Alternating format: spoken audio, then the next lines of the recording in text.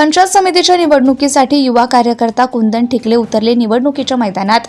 जिल्हा परिषद आणि पंचायत समितीच्या निवडणुकीची रणधुमाळी सुरू झाली असून जिल्हा परिषदेचे पळसे एकलहरे गिरणारे विल्होळी गट अशा 8 गणातील राष्ट्रवादी अजित पवार गटाच्या इच्छुकांची आढावा बैठकीदरम्यान पंचक्रोशीतील 150 ते 200 आजी सरपंच आणि सदस्य तसेच इच्छुक उमेदवारांनी भरलेले फॉर्म आमदार सरोज अहिरे यांच्या संपर्क कार्यालयात सोमवार दिनांक 3 तारखेला बैठक संपन्न झाली।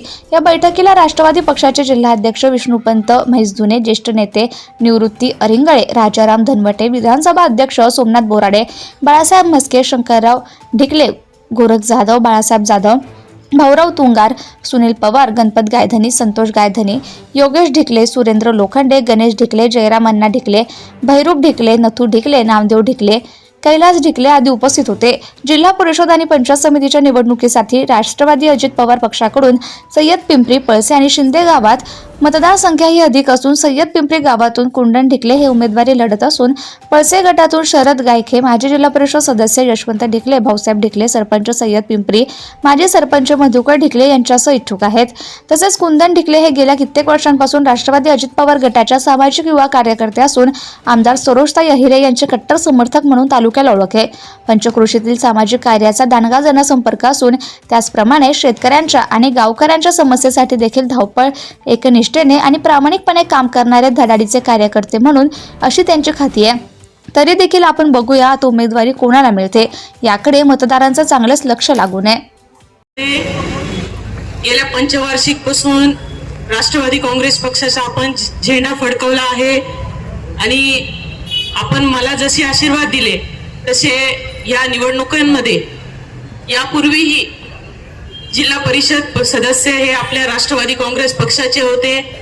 मग तो आपला पळसे गट असेल, तिकडून गिरणारे गट असेल, पोटनिवडणुकीमध्ये अगोदर खोसकर साहेब गोवर्धन गटाला होते पण पोटनिवडणुकीत तो दुसऱ्या पक्षाकडे गेलेला होता। परंतु ही 4ही गट आपल्या सर्वांच्या आशीर्वादाने, आपल्याला सर्वांच्या सहकार्याने, सर्वांच्या मदतीने आणि जशी विधानसभेला आपण सर्वांनी धावपळ केली, पूर्ण मॅनेजमेंट केलं, त्याच पद्धतीने आपल्या सर्वांना एकत्र येऊन हे 4ही गट राष्ट्रवादी काँग्रेस पक्षाच्या पारड्यात आपल्याला टाकायचे आहे। आणि तसा शब्द हा उद्या मी आपल्या सर्वांच्या संमतीने माननीय अजितदादा पवार असतील, प्रदेशाध्यक्ष आदरणीय सुनील तटकरे साहेब असतील यांच्या समोर मांडू इच्छिते। त्यासाठी आपल्या सर्वांची संमती पाहिजे।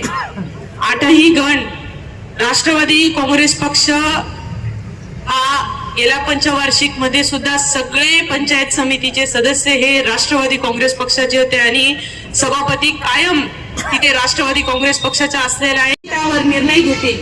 त्याच्यामुळे आपण जास्तीत जास्त लोकांपर्यंत पोहोचा की जेणेकरून उद्या पक्षाकडून डायरेक्टली जर विचारणा झाली तर आपलं नाव हे प्रत्येकाच्या मुखात असलं पाहिजे। या पद्धतीने आपण काम करा एवढीच आपल्याला एक बहीण म्हणून मी सूचना करते आहे, विनंती करते आहे आणि आपल्या सर्वांना मनापासून शुभेच्छा देते। आपण इथे राष्ट्रवादी काँग्रेस पक्षाच्या बॅनर खाली एकत्र आलेलो आहोत, इथे इच्छा व्यक्त करत आहोत किंवा आपण आपल्या समर्थकांना घेऊन आलेले आहात। पण उद्या जो कोणी उमेदवार असेल, कारण ते मलाही माहिती नाहीये, कारण पक्षश्रेष्ठी ठरवणार आहे, तो उद्याची गोष्ट आहे। परंतु आपल्या सर्वांकडून मी एक अपेक्षा व्यक्त करते आहे की उद्या उमेदवार जो कोणी असेल त्याचा राष्ट्रवादी काँग्रेस पक्ष म्हणून आपण स्वीकार करून पक्षाचं काम हे ताकदीने उभं केलं पाहिजे। 10 ते 15 वर्षापासून आपण राष्ट्रवादी काम करतो। जिल्हा सरचिटणीस होता, त्यानंतर तालुका उपाध्यक्ष म्हणून काम केलेले राष्ट्रवादी आम्ही युवकांमध्ये चांगली पोहोचवली। तर एवढ्या देवळाच्या मतदारसंघात सय्यद पिंपरी हा युवकांसाठी सोडावा आणि पक्षाला विनंती करतो। माननीय अजितदादा पवार, सुनील तटकरे साहेब, रुपालीताई चाकणकर यांना विनंती करतो आणि मी देवळाच्या मतदारसंघातला सय्यद पिंपरी हा युवकांसाठी सोडावा। Subscribe now and press the bell icon. Never miss an update.